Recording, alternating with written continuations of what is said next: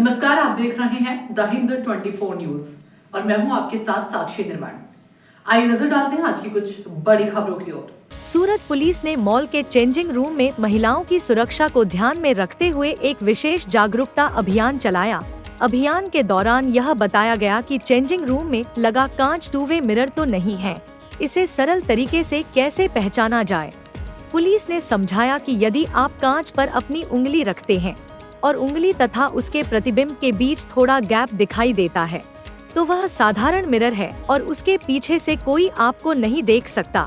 लेकिन अगर उंगली और उसके प्रतिबिंब के बीच कोई गैप नहीं दिखता, तो वह टू वे मिरर हो सकता है, जिसके पीछे से कोई आपकी गतिविधि देख सकता है। सूरत के पाल पुलिस स्टेशन की महिला पीआई स्वयं मॉल में पहुंची और महिलाओं को यह प्रक्रिया समझाई, साथ ही सुरक्षा को लेकर जागरूक किया।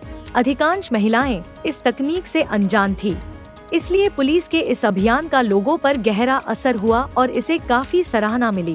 मैम, कई रीतना महिलाने सुरक्षा लईने અત્યારે અભિયાન ચલાવવામાં આવ્યું?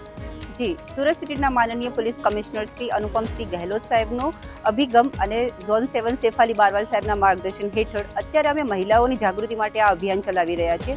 જેમ કે તમે જોઈ શકો છો, અમુક મહિલાઓ મોલમાં શોપિંગ કરવા માટે જતા હોય છે અથવા હોટલમાં જતા હોય છે, જ્યાં કને ચેન્જિંગ રૂમ હોય છે, પણ ચેન્જિંગ રૂમમાં જે મિરર લાગેલો હોય છે એ મિરરને તમે તાત્કાલિક કઈ રીતે ચેક કરી શકો એના માટે અમે આ અભિયાન ચલાવી રહ્યા છીએ। જેમાં તમે જોઈ શકો છો, કોઈ મિરર હોય છે એ મિરર પર તમે આ રીતે આંગળી મૂકશો તો એ આંગળી મૂકવાથી વચ્ચે જે ગેપ દેખાય છે ઇટ મીન્સ આ રિયલ મિરર છે। જ્યારે કોઈ મિરર એવું છે જેના પર તમે આંગળી મૂકો છો અને વચ્ચે ગેપ નથી દેખાતું, ઇટ મીન્સ આ ટુ વે મિરર છે। એટલે કે રેગ્યુલર મિરરમાં પાછળથી તમને કોઈ જોઈ શકતું નથી, પરંતુ આ ટુ વે મિરરમાં પાછળ એક બ્લેક બેકગ્રાઉન્ડ જેવું હોય છે, એટલે કે મિરર લગાવી દેવામાં આવે છે પણ પાછળથી તમારી બધી એક્ટિવિટીઓ કોઈ વ્યક્તિ જોઈ રહ્યું છે।